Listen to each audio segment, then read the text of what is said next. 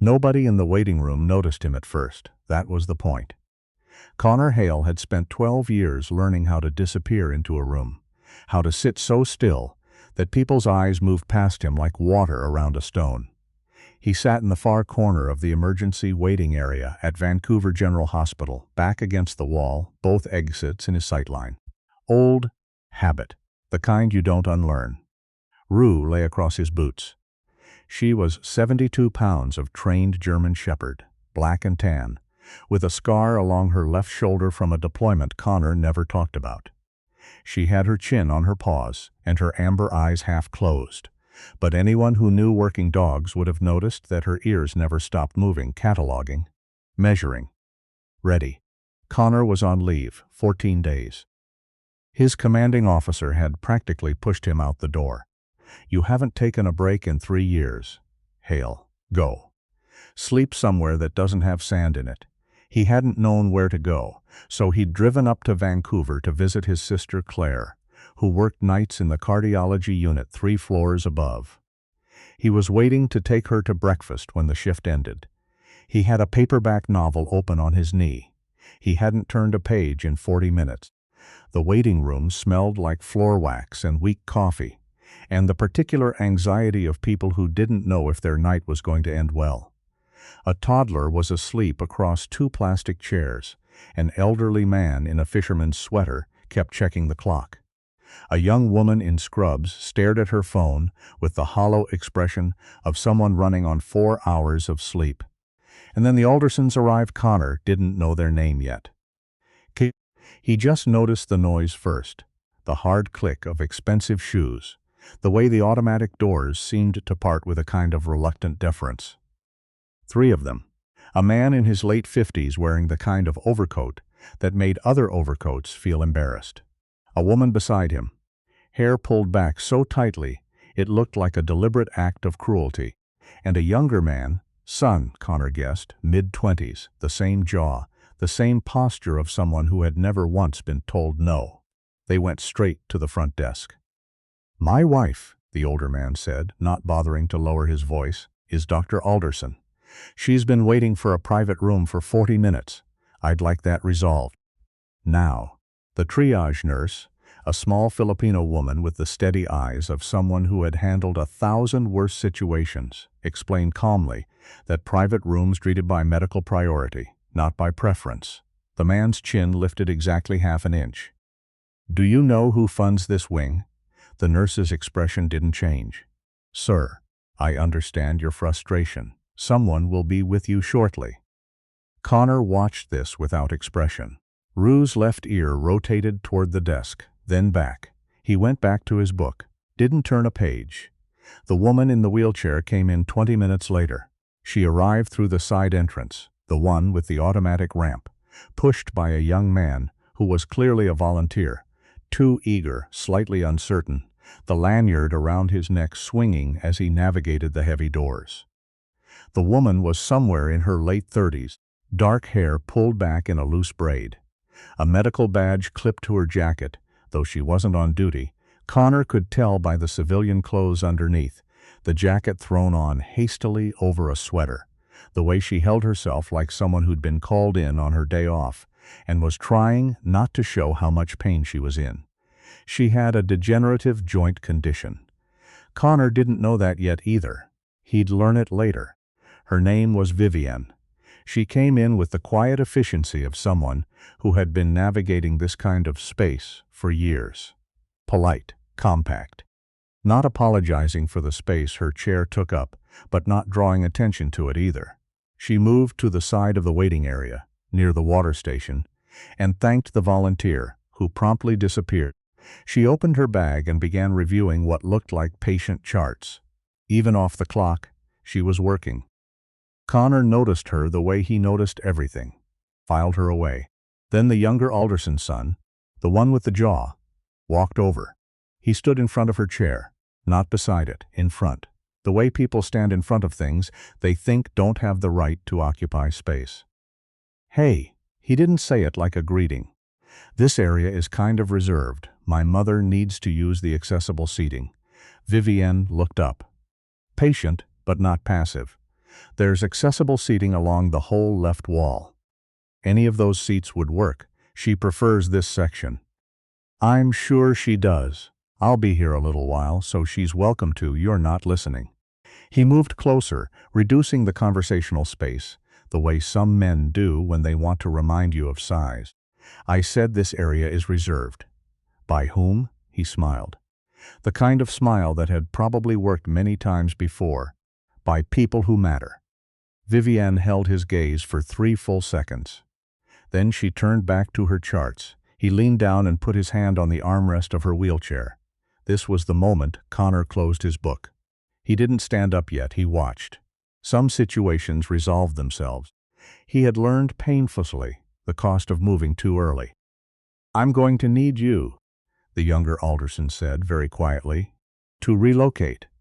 I'm a physician at this hospital, Vivienne said equally quietly. I am sitting in a public waiting area. I'm not going to relocate. What happened next took less than 2 seconds. He shoved the armrest, not hard enough to throw her from the chair, hard enough to make the chair roll, to make her grab the wheels reflexively, to make her charts scatter across the floor, hard enough to make a point. Vivienne's hand shot out to stop the chair from hitting the water station. She caught it. Her jaw tightened once. Connor was already on his feet. He crossed the room in 8 strides. Rue was beside him, not lunging, not threatening, just present, 72 pounds of absolute stillness at his left knee. Hey! Connor's voice was low. It didn't need to be loud. It had the quality of a hand placed on a door before it opens any further. Walk away. The younger man turned. He looked Connor up and down with the particular contempt of someone who had never been physically afraid in his life, which meant Connor noted that he had been very lucky so far. Mind your business. I'm making it my business. The older Alderson moved from the desk.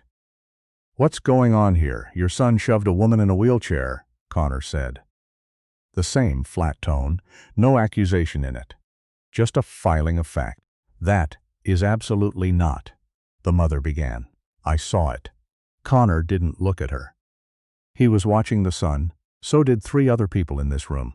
The toddler miraculously slept on. Who do you think you are? The senior Alderson said, moving closer. His overcoat was cashmere. Up close, Connor could see the kind of tan that came from somewhere warm and expensive. Do you have any idea? Sit down, Connor said. The room went quiet. Not because Connor raised his voice. He hadn't. Not because of Rue, who was simply standing there, still as a photograph, but because something in his voice arrived in the room the way a cold front arrives. Suddenly, without announcement, and everyone felt it at the same time. The Aldersons did not sit down, but they stopped moving. Vivienne was collecting her charts from the floor. Connor crouched, not breaking his sight line from the Aldersons, and picked up the papers nearest him. He set them on her lap without comment. Thank you, she said. He nodded once. The security guard arrived 4 minutes later. His name was Brian, and he was 23 years old and doing his best. He got the story from 3 directions at once. The Aldersons were louder. They were organized. They used phrases like unprovoked aggression and that animal, and do you know what my family has donated to this hospital? They had already called someone, a lawyer, Connor guessed, from the speed and the tone. Brian was clearly overwhelmed. Connor answered questions in short sentences. He did not raise his voice. He did not justify. He stated what had happened, and then he waited. The dog, Brian said, apologetic. I'm going to need her leashed and moved to there's a holding area for. She has a vest, Connor said. She's a certified military working dog. I understand that, sir, but the protocol for she's certified under the Canadian Human Rights Act as a service animal. She stays.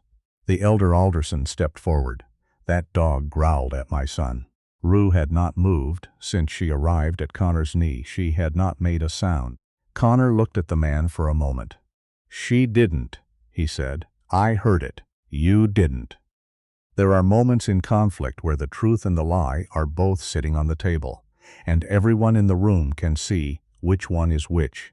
And some people still reach for the lie, because they have learned that the person who speaks with the most authority often wins regardless of what's true. The elder Alderson had made a career of being that person. He took out his phone. He made a call. He said a name into it that made Brian, the security guard, go slightly pale. Connor watched this with no expression at all. He had seen men try to win with money before, usually somewhere with worse weather than this. 2 hospital administrators arrived. Then a Vancouver police constable named Torres, who had the efficient manner of someone who spent every shift navigating exactly this kind of situation and had long since stopped being surprised by any of it. Constable Torres spoke to each party separately. He came to Connor last. "Mr. Hale." He looked at his notes. "Can you walk me through what you saw?" Connor did. "Precisely. Start to finish." "No editorializing." Torres nodded. "And your dog? Rue hasn't moved from my left knee since I stood up. You can review the lobby footage. Timestamp around 6:47 a.m. Torres looked at him. "You know there's lobby footage. There's always footage." Torres wrote something down. "The family is alleging that you intervened physically. That you grabbed the younger Mr. Alderson. I did not touch him, they say." "I know what they say. I'm telling you what happened." Connor paused. "Check the footage." Torres looked at him for another moment. Then he walked away to make a phone call. The administrators were in a difficult position. The Aldersons had leverage, real leverage, the kind measured in donor plaques and named wings. Connor was a man sitting in a waiting room with a dog and a paperback novel. He was asked politely to wait in a separate area while the situation was assessed. He was told, less politely, that Rue might need to be temporarily relocated to a secured space per hospital animal protocols pending review. Connor looked at the administrator. Middle management, trying to keep everyone calm. Probably hadn't slept well. "Under which specific section of the hospital service animal policy?" Connor said quietly. "Are you authorizing that?" The administrator opened his mouth, closed it. "I'll wait," Connor said. He sat back down in his corner. Rue lay across his boots. He opened his novel. He still didn't turn a page. Vivienne had not left. She had moved to a different seat, off to the side, and she was watching everything with the focused attention of someone who spent her career reading rooms. When Connor sat back down, she wheeled over. "You didn't have to do that," she said. "I know. He's done it before. Not to me, to other people. He comes in here when his mother has appointments." She said it matter-of-factly. "Usually people just move. You didn't." "No." Something shifted in her expression. Not quite a smile. "I had charts to review." Connor looked at her. She was holding herself carefully, the way people in chronic tension do it, but managing a constant calculation. "Are you all right?" he asked. "When the chair moved, I'm fine," said quickly. "True, probably. But the kind of true that had a lot underneath it." Connor nodded. He didn't push. Vivienne looked at Rue. "What's her name?" "Rue." She held out her hand, back facing up. Rue sniffed it once. Then, with the decisive grace of a dog who makes her own assessments, she set her chin on Vivienne's knee. Vivienne's expression did something complicated and quiet. "She likes you," Connor said. "Smart dog, trained her myself. She has good judgment." Vivienne looked up at him. "Were you overseas?" "Yes." She nodded. She didn't ask where. He appreciated that. The lobby footage existed. Of course it did. 3 cameras covered the accessible seating area from different angles. Constable Torres had it pulled within 20 minutes. Connor knew what it showed. He had calculated it from the moment he stood up, had known, before he crossed the room, exactly where he would stop, exactly how he would stand, exactly how Rue would move. 12 years of training did not leave you. It became the architecture of how you moved through the world. The footage showed the younger Alderson, whose name turned out to be Bryce, which somehow suited him, lean down and make deliberate contact with the wheelchair armrest. It showed the chair rolling. It showed Vivienne grabbing the wheels. It showed Connor standing up and crossing the room. It showed him stop 4 feet from Bryce. It showed he never made physical contact. It showed Rue, a precise 1.5 feet from his knee, unmoving, unbothered, a study in professional restraint. It showed Bryce pointing and talking. It showed Connor not moving. It showed the elder Alderson. Richard, as it turned out, Richard Alderson, whose name was on a cardiology research grant 2 floors up, arrive and begin talking while his hands made the shapes of certainty and authority. It showed Rue not growling. It showed that clearly. Torres came back to Connor at 7:40 a.m. "The footage is consistent with your account," he said. He paused. "The family is still pushing for a formal complaint against the dog. Alleging aggressive behavior. On what basis?" "Witness statement from Mr. Alderson Sr." Connor looked at him steadily. Torres looked back. He had the expression of a man who had looked at a lot of footage and a lot of witness statements, and had a very practiced sense of which ones lined up. "I'm not anticipating that going anywhere," Torres said carefully. "Good. The hospital administrator is going to want to have a conversation with you. About what?" Torres almost smiled. "About how you knew about the service animal policy subsection I read," Connor said. By 8:15 a.m., the thing had grown. That was the nature of incidents in public spaces. They rippled. A nurse from Vivian's unit had come down on her break. Then two. They stood near her with the quiet solidarity of people who had heard this story before and were not surprised but were, still, angry. The volunteer who'd pushed Vivian's chair had come back and was now sitting 3 seats away with the resolute expression of someone who had decided to be a witness. Richard Alderson had made 3 more calls. His lawyer arrived. He was the kind of lawyer who wore his suits like armor and moved through institutional spaces with the ease of someone who had won there before. He asked to speak with Connor privately. Connor declined. "My clients," the lawyer said, pivoting smoothly, "are prepared to consider this matter resolved if—" "If what?" Vivian said. She had rolled to Connor's left. She wasn't looking at the lawyer.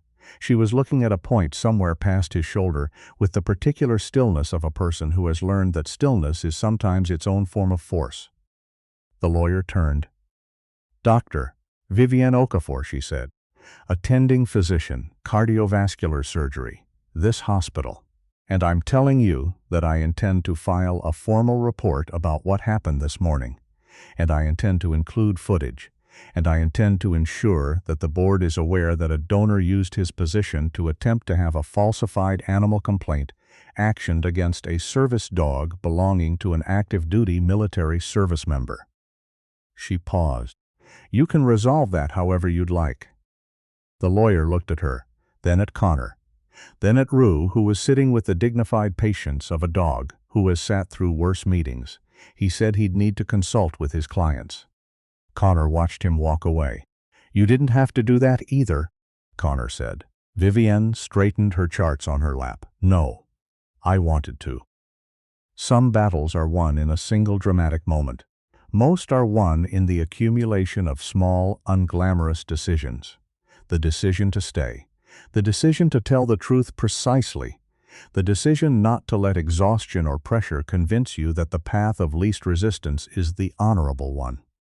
Connor had learned this in places that had cost him things he still, on bad nights, counted. Vivian had learned it somewhere too. He didn't ask where. He could see it in the way she held herself. Not like someone who had never been knocked down, but like someone who had calculated long ago that the getting back up was the only metric that mattered. The formal complaint Vivian filed went to the hospital board. Connor was asked to provide a written statement, which he did. 2 pages. Precise. No adjectives. Rue's service animal certification was submitted. The lobby footage was attached. Richard Alderson's lawyer sent a letter. The hospital's legal team sent one back. 6 weeks later, Connor got a call from Torres. "The complaint against the dog was dropped," Torres said. "Board issued a formal apology to Dr. Okafor."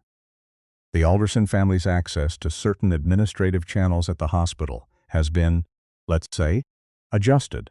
And Bryce a pause. There was an existing with a staff file from a previous incident. The board found it relevant. Connor was sitting on the back step of his sister Claire's house in East Vancouver when the call came. Rue was in the yard, nose down, cataloging something in the grass with the thoroughness of a professional. "Thank you for the update," Connor said. "Thank you for not making my job harder than it needed to be," Torres said.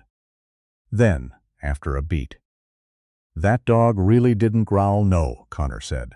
"She didn't need to." He texted Vivian. She'd given him her number at the hospital, not unromantically, clinically, the way people who've been through something together exchange information. "In case they need statements," she'd said. "Complaint dropped," he typed. "Thought you'd want 3 dots. Then, "I know," Torres called. "Board meeting was this morning." Then, they named Bryce in the report. He resigned. Connor looked at that for a moment. "Good," he typed. A pause. Then her response, "Rue okay?" He looked up at the yard. Rue had abandoned whatever she'd been investigating and was sitting in the square of September sunlight near the fence, head up, watching a crow on the power line with focused professional interest. "She's good," he typed. "Already moved on." Another pause. "Smart dog," Vivian replied. Connor set the phone down. He watched Rue. The crow left. She tracked it until it disappeared, then turned her head and looked at Connor with the amber-eyed patience of a dog who has done her job well and is waiting, without urgency, for whatever comes next. He went inside to make coffee. Some things don't need a ceremony. The work was done. The truth it held, that was enough.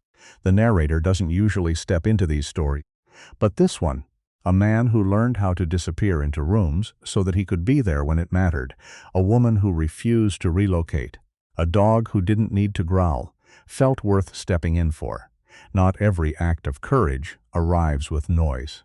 Most of them look from the outside, like a man closing a book and standing up. That's the ones you remember.